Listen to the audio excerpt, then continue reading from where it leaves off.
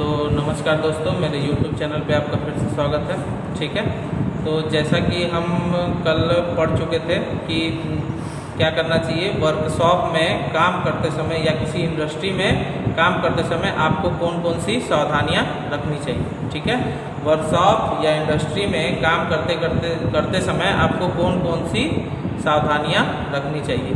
तो कल के वीडियो में हमने देखा था कि कौन कौन सी आपकी सावधानियां हैं। आपको 10 पॉइंट लिखाए थे कि आपको क्या करना चाहिए। उन सावधानियों को अवश्य ही एकदम ज़रूरी फॉलो करना चाहिए, जिससे आपको खतरा ना हो और आप क्या करें, उस खतरे से बच जाए। ठीक है, तो वो चीज़ें जो हैं बहुत ज़्यादा ज़रूरी हैं। ठीक है, कोई भी इंडस्ट्री या किसी भी वर्कशॉप में आप जब ITI में प्रैक्टिकल करोगे, मान लो कि आप किसी ITI में अध्ययन कर रहे हो और आप प्रैक्टिकल करोगे, तो भी आपको क्या करना है, उन सब चीज़ों को फॉलो करना है। अगर आप उन सब चीज़ों को फॉलो नहीं करते हो तो आपके साथ कभी भी दुर्घटना हो सकती है। ठीक है, तो आपको एकदम ज़रूरी से क्या करना है, उन सब चीज़ों को फॉलो करना है। अब देख लेते हैं बारी बारी क्या है आपकी।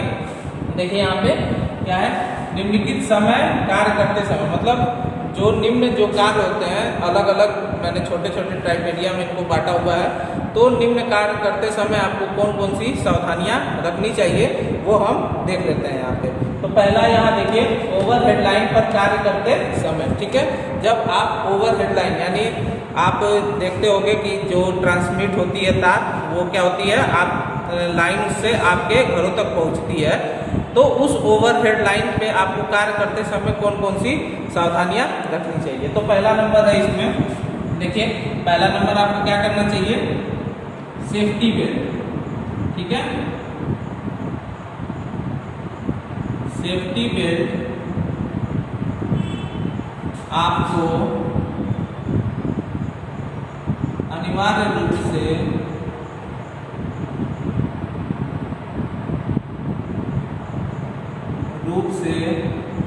पहनना चाहिए।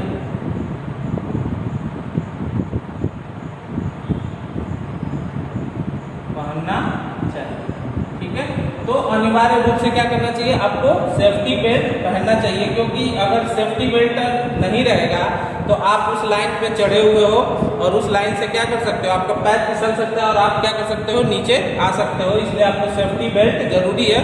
उस सेफ्टी बेल्ट में क्या रहता है, अक्सीनुमा एक वो रहता है लोहे का, उसको आप क्या करोगे, उसमें फंसा दोगे किसी भी तार में। तो क्या होगा, अगर आप गिरोगे भी तो आपको वो सेफ्टी बेल्ट आराम से कवर मतलब प्रोटेक्शन कर सकता है। ठीक है, दूसरा क्या है, देखिए इंसुलेटिंग टूल्स।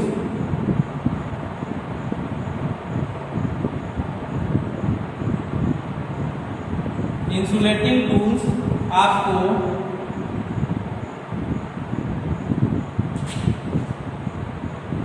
अनिवार्य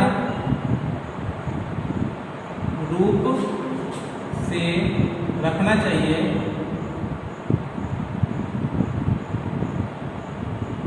और अपने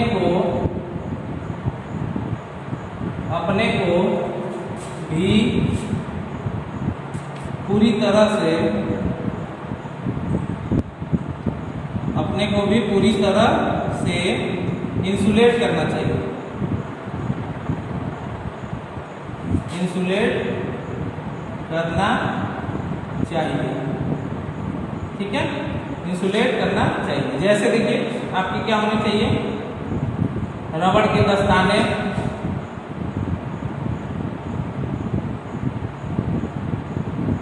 रबड़ के दस्ताने। ठीक है, उसके बाद रबड़ के जूते,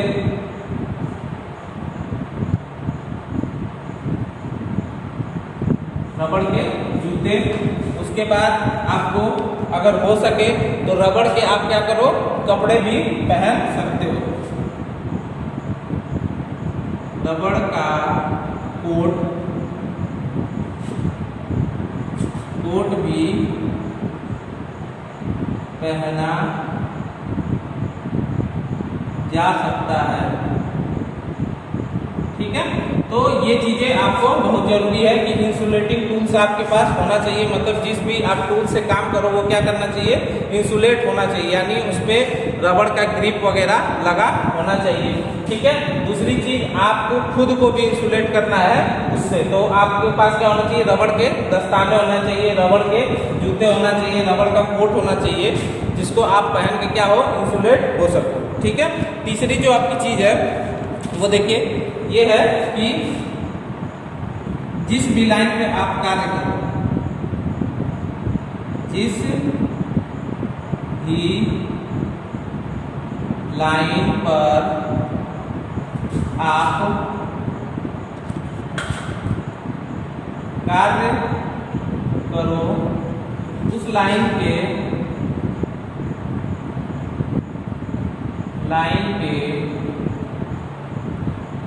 तीनों फेज को आपस में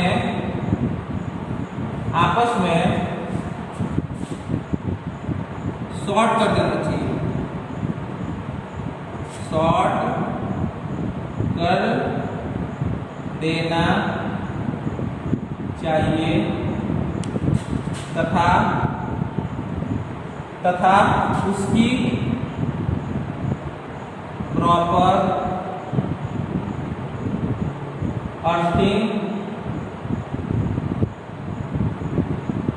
अर्थिंग भी करनी चाहिए। ठीक है। तो देखिए, बेसिकली जिस भी लाइन पर आप काम कर रहे हो उस लाइन का क्या करना चाहिए, आपको तीनों जो फेज होते हैं आर वाई बी, आपको पता है कि जब ट्रांसमिट लाइन आती है तो क्या होती है, 3 फेज की वायर आती है जिसको हम कहते हैं आर वाई बी। ठीक है। तो इन तीनों के आपको क्या करना चाहिए, किसी भी कंडक्टर द्वारा या किसी चैन द्वारा इन तीनों को क्या करना चाहिए, आपस में शॉर्ट कर देना चाहिए, और क्या करना चाहिए, अर्थ के साथ आपको इसको जोड़ देना चाहिए। इससे क्या होगा कि तीनों में जो आपको कल बताए थे कि कैपेसिटेंस और इंडक्टेंस के कारण क्या होता है, उसमें एनर्जी स्टोर्ड हो जाता है। ठीक है। तो एनर्जी स्टोर के कारण आप मेन स्विच बंद भी कर देते हो तो क्या होता है, आपका करंट फ्लो होता रहता है उसके अंदर। ठीक है। क्योंकि कैपेसिटर और इंडक्टर क्या करते हैं, एनर्जी को फिर क्या करते हैं, रिलीज करते हैं, मतलब करंट के या वोल्टेज के रूप में। तो आप उसको जब शॉर्ट कर दोगे तो क्या होगा, करंट सारा क्या होगा, अर्थ के थ्रू ग्राउंड में चला जाएगा और आप क्या करोगे, उस लाइन पे वर्क कर सकते हो। ठीक है। तो ये चीजें जरूरी है। चौथी चीज जो है आपको जरूरी है, मेन स्विच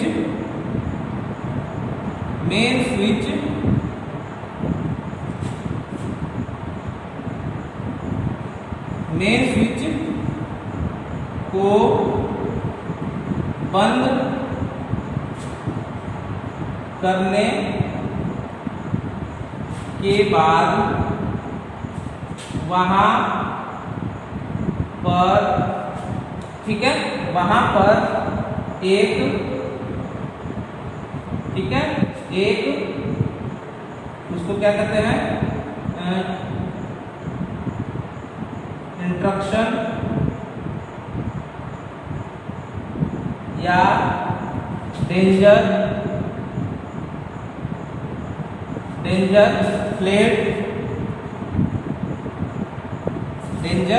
प्लेट लगा देना चाहिए और संभव हो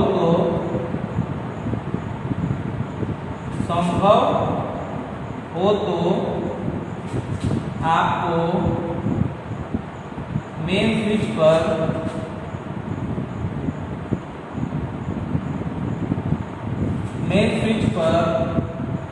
किसी व्यक्ति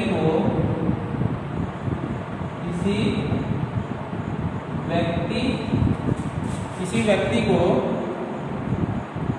बैठा देना चाहिए।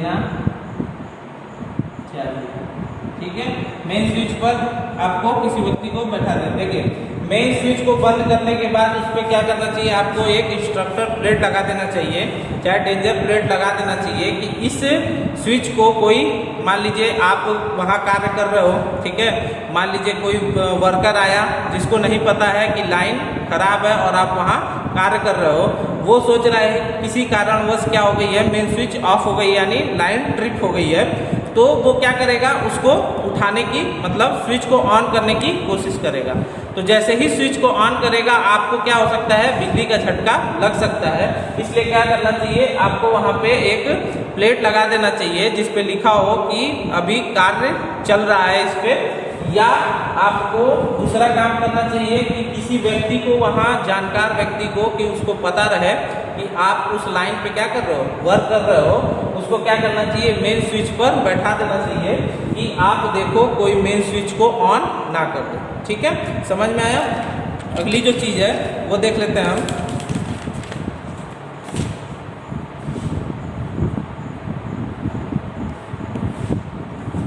अगली जो चीज़ है 5वीं, ठीक है, मेन लाइन, ठीक है, मेन लाइन से किसी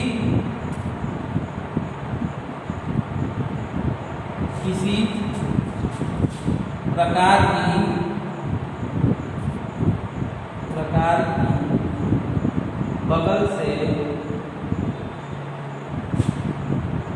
बगल से चालू लाइन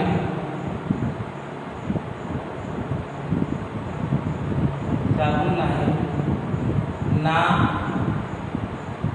जा रही हो, इसका भी ध्यान देना चाहिए।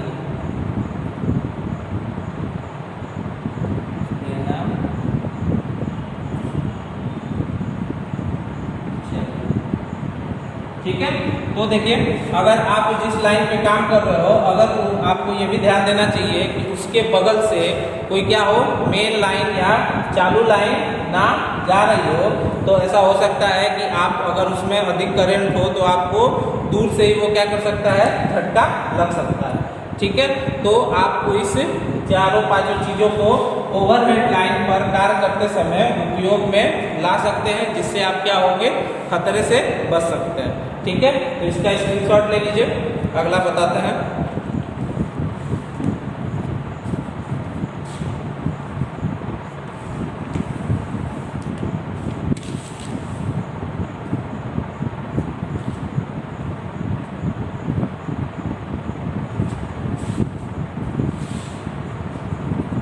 ठीक है, देखिए दूसरा जो है आपका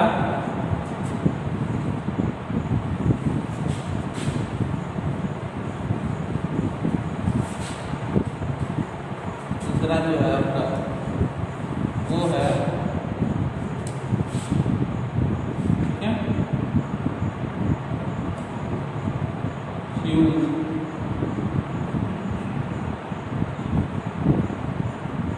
फ्यूज को बदलते समय, ठीक है, फ्यूज को बदलते समय आपको कौन कौन सी सावधानियां रखनी चाहिए वो हम देख लेते हैं। ठीक है, तो पहला नंबर जो है आपका, पहले तो आपको क्या करना चाहिए, मेन स्विच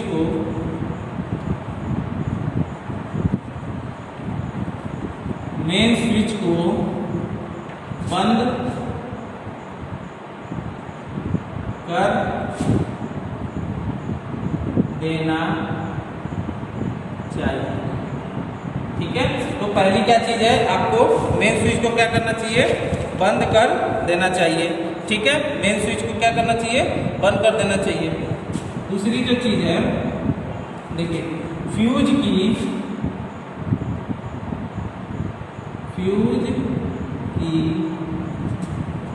ग्रिप या इंसुलेशन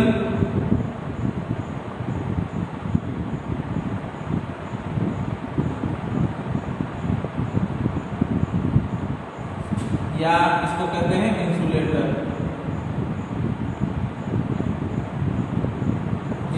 इंसुलेटर को चेक कर लेना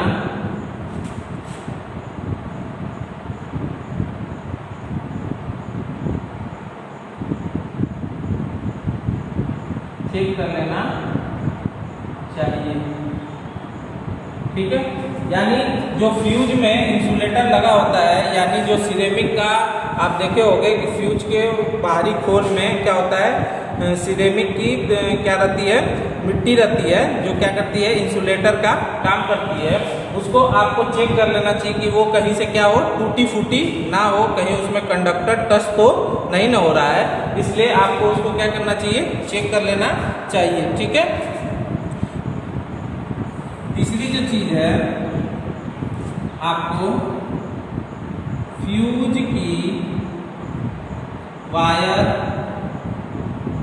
ठीक है, फ्यूज की वायर को फ्यूज की वायर को लोड के हिसाब से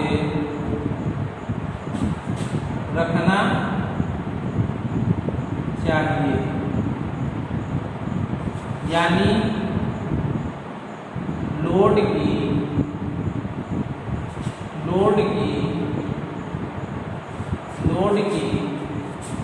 करंट के हिसाब से फ्यूज वायर को बदलना चाहिए। ठीक है, देखिए इसका सबसे ज़्यादा उपयोग है। ठीक है, फ्यूज की जो वायर होती है, ठीक है, आप देखे होंगे कि जो फ्यूज होता है उस पर जो ऊपर वाली ग्रिप होती है, यानी ऊपर जो कटआउट में ऊपर की पॉइंट को अंदर लगाते हैं, उसमें जो ग्रिप होती है उसमें क्या होता है, आपका एक वायर कनेक्ट होता है। तो वो वायर क्या होता है, आपकी लोड के हिसाब से उस वायर की क्या होती है, मोटाई होती है। ठीक है, तो उस वायर को हमको चेक कर लेना चाहिए कि कितना लोड है और कितने mm का उसमें आपको उस वायर को रखना है, कि ताकि ओवरलोड होने पे वो क्या हो जाए, फ्यूज मतलब वो वायर टूट जाए और सर्किट क्या हो जाए, ब्रेक हो जाए। ठीक है, इससे फ़ायदा ये होता है कि अगर आपकी कोई मशीन है, अगर वो शॉर्ट सर्किट हो गई है, यानी ग्राउंड के साथ वो कनेक्ट हो गई है, तो क्या होगा, करंट बहुत तेज़ी से फ्लो करेगा और वो हिट होके क्या करेगी, वायर खराब हो जाएगी, यानी टूट जाएगी। तो आपका क्या हो जाएगा, सर्किट वहीं ब्रेक हो जाएगा। लेकिन अगर आप क्या करोगे, उसमें अगर मोटा वायर बांध दोगे, क्या करोगे, मोटा वायर अगर आप उसमें बांध दोगे तो क्या होगा, आपका अगर कोई शॉर्ट सर्किट भी होता है तो क्या होगा, वो फ्यूज मतलब पृथक नहीं होगा, यानी वो फ्यूज टूटेगा नहीं और आपकी लाइन चलती रहेगी, जिससे क्या होगा, आपका वो मशीन खराब हो जाएगा और जो प्रोटेक्शन के लिए आप फ्यूज लगाते हो वो नहीं हो पाएगा। ठीक है, अगला देखिए,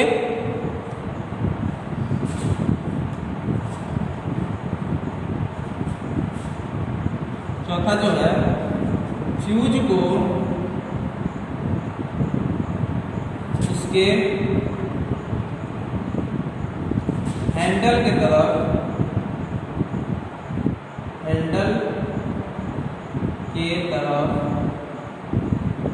खड़े होकर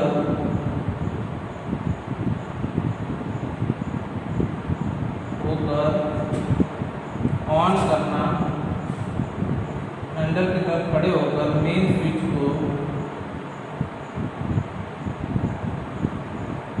को ऑन करना चाहिए। ठीक है, तो देखिए आपका क्या है, ये 4 पॉइंट है आपके। फ्यूज बदलते समय आपको क्या क्या ये सावधानियां रखनी चाहिए। ठीक है, तो स्क्रीनशॉट ले लीजिए, आगे बताते हैं।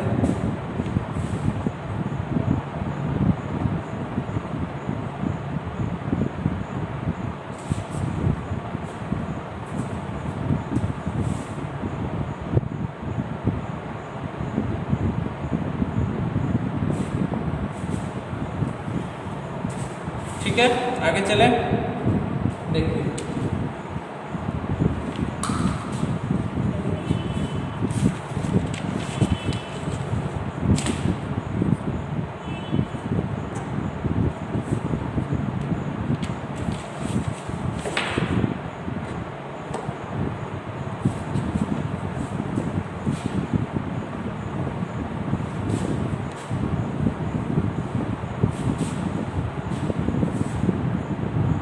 आगे जो चीज़ है देखिए,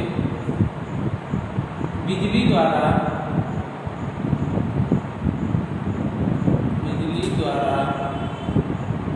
आग लगने पर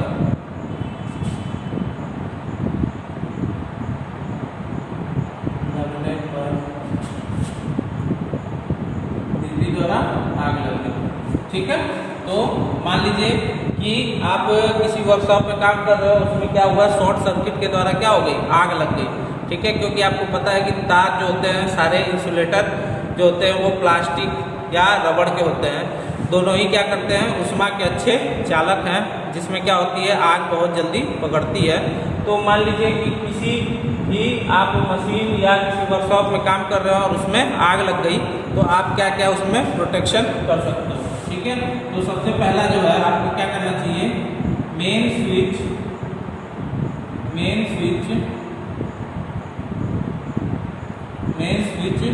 को बंद कर देना चाहिए, ठीक है। मेन स्विच को क्या करना चाहिए, बंद कर देना चाहिए। अगर आप मेन स्विच के पास हो तो आपको क्या करना चाहिए, मेन स्विच को पहले बंद करना चाहिए, ठीक है। दूसरी चीज जो है आपको क्या करना चाहिए, कभी भी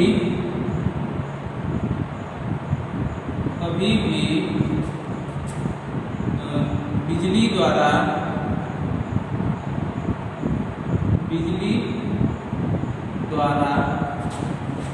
लगी आग पर पानी नहीं डालनी चाहिए, ठीक है। तो क्या करना चाहिए, कभी भी बिजली द्वारा जो लगती है आग, उस पर क्या करना चाहिए, आपको पानी नहीं डालना चाहिए, ठीक है। क्यों नहीं डालना चाहिए, क्योंकि पानी क्या होता है, इलेक्ट्रिक का अच्छा कंडक्टर होता है। तो क्या होगा, बिजली द्वारा अगर आग लगी हुई है तो आप अगर उसमें पानी डाल दोगे तो क्या होगा, सारे पानी के थ्रू क्या होगा, बिजली हर जगह फैल जाएगी और किसी को भी शॉक लग सकता है, ठीक है। तीसरी जो चीज है, आपको हमेशा, ठीक है, हमेशा वर्कशॉप में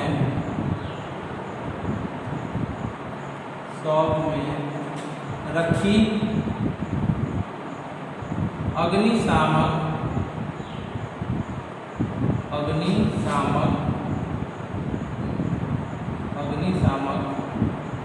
यंत्र का उपयोग करना चाहिए, ठीक है।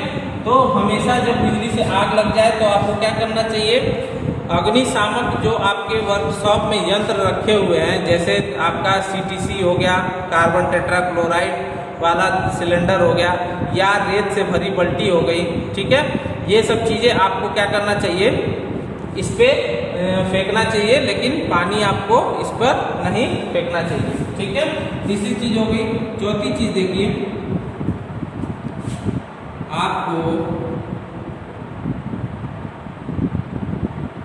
आपको आग लगने पर घबराना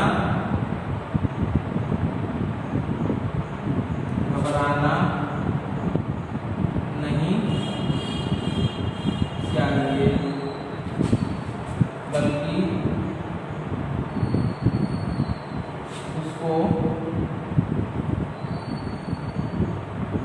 काबू करने के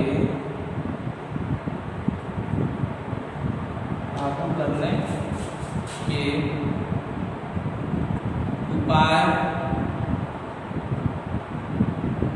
को ढूंढना चाहिए।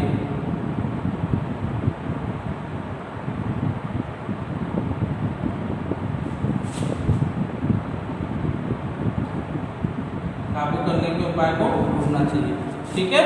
तो आप जब भी आग लग जाए तो क्या करना चाहिए, आपको घबराना तो बिल्कुल नहीं चाहिए। दूसरी चीज कि उसको कैसे काबू किया जाए उसके उपाय के बारे में तुरंत आपको सोचना चाहिए। ठीक है, अगली जो चीज है,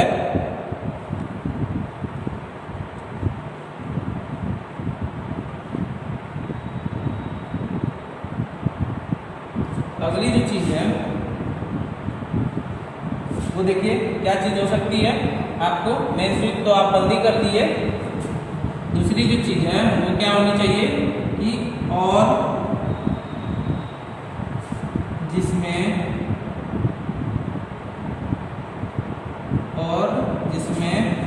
आग लगने की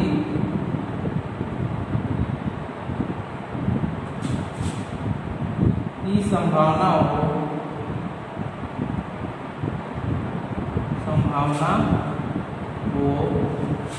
उसे वहां से अलग कर लेना चाहिए।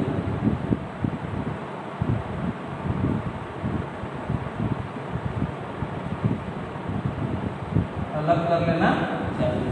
ठीक है, तो आप समझ गए। और जिसमें आग लगने की संभावना हो, मतलब आग पकड़ा हुआ है और भी उसके बगल में कोई ऐसी चीज रखी हुई है जो क्या हो, आग उससे भी और ज़्यादा भड़क सकती है, तो उस चीज़ों को क्या करना चाहिए, आपको अलग कर लेना चाहिए। ठीक है, तो इसका भी स्क्रीनशॉट ले लीजिए। आगे देखते हैं।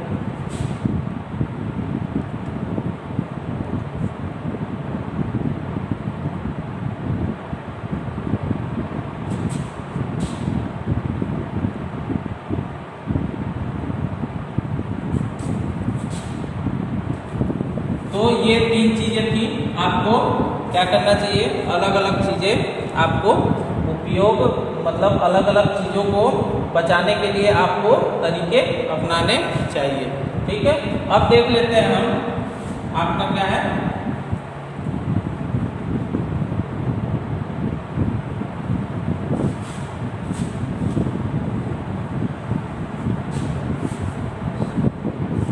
अब देख लीजिए आपका क्या है, फायर क्या है,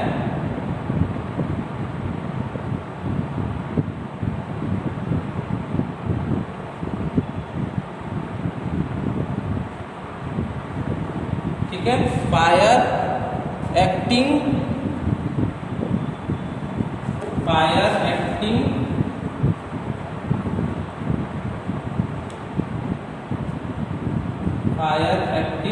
यूजिंग। ठीक है, इसको क्या बोलते हैं, फायर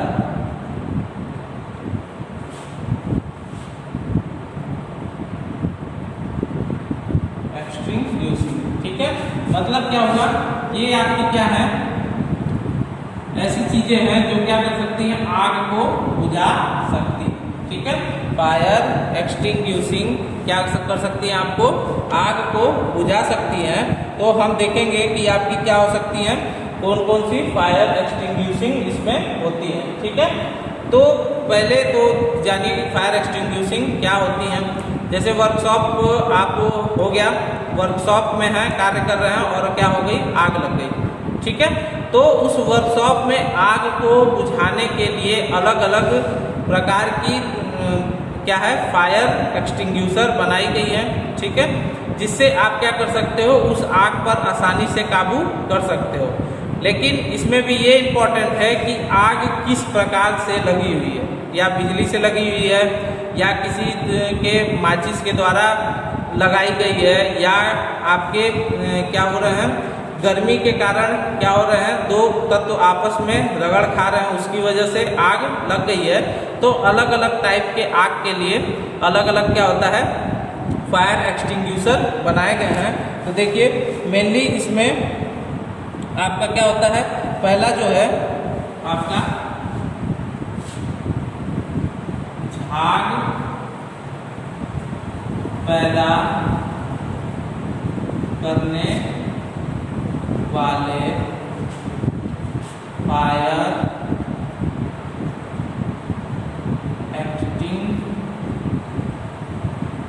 एक्सटिंग्विशिंग। ठीक है, पहले क्या है आपका झाग पैदा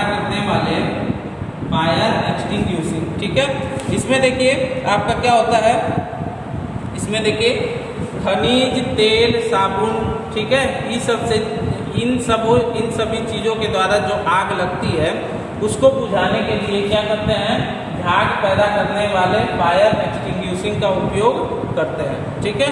दूसरी जो चीज़ है आपकी, पानी से भरा फायर, ठीक है,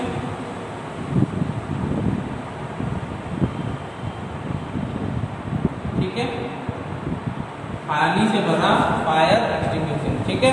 तो कहीं कहीं क्या होता है, आग ऐसे सिंपली भी लग जाती है, तो उसको बुझाने के लिए हम पानी का भी उपयोग कर लेते हैं, क्योंकि पानी क्या होती है, हर जगह अवेलेबल होती है, ठीक है। तीसरी जो चीज़ है वो है कार्बन, ठीक है, dioxide, carbon dioxide fire,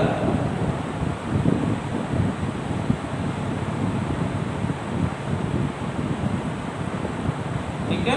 तीसरी जो है आपकी कार्बन डाइऑक्साइड फायर एक्सटिंग्विशिंग, ठीक है।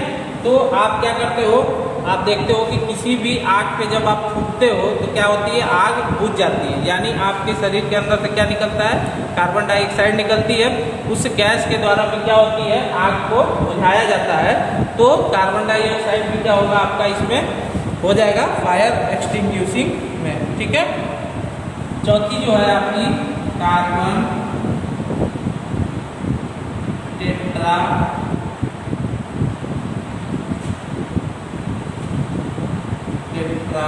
Carbon tetra chloride, carbon tetra chloride fire,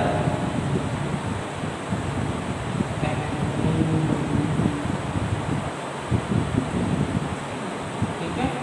तो कार्बन टेट्राक्लोराइड फायर एक्सटिंग्विशिंग, ठीक है।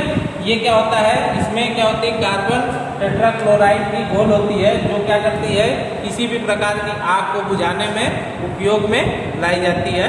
तो ये चार आपकी क्या है, आग बुझाने की यंत्र है, यानी 4 तरीके हैं आपके आग बुझाने के। इनको हम कल के वीडियो में देखेंगे कि इनका उपयोग कहाँ कहाँ होता है, किस टाइप की आग में कौन सा आप इसमें फायर एक्सटिंग्विशिंग उपयोग करते हैं, उसको हम कल के वीडियो में देखेंगे, ठीक है। तो आई होप आपको वीडियो पसंद आया होगा, तो वीडियो को लाइक करिए, शेयर करिए, कमेंट करिए और अपने दोस्तों तक भी भेजिए। ऐसे ही छोटे छोटे वीडियो आते रहेंगे। मैं सोच रहा हूँ कि आपका अभी तो कोई टीचर नहीं मिल रहा है, इसलिए मैं सोच रहा हूँ कि आपका मैथ का भी सिलेबस स्टार्ट कर दिया जाए, ठीक है। थोड़े थोड़े ही पढ़ेंगे, तब तक हो सके मैं भी 10 दिन में आपके टीचर जो हैं वो आ जाए आपको पढ़ाने के लिए। तो थोड़े थोड़े ही टॉपिक हम उसमें भी साइंस में और मैथ में लेके चलेंगे, उसको भी आप देखते रहें और कुछ सीखें। तो कल से मैं कोशिश करूँगा कि उसका भी वीडियो अपलोड हो आप लोग के साथ। तो आप आई होप इंजॉय अच्छे से पढ़िए, खूब मस्ती से पढ़िए, और थोड़ी सी अभी प्रॉब्लम चल रही है तो उसकी वजह से थोड़ा सा छोटा वीडियो हो रहा है। जैसे ये समस्याएं ख़त्म होंगी उस आपको अच्छे से लेक्चर प्रॉपर मिलेगा बड़े बड़े वीडियो में भी। तो खुश रहिए, एंजॉय करिए। जय हिंद, जय भारत।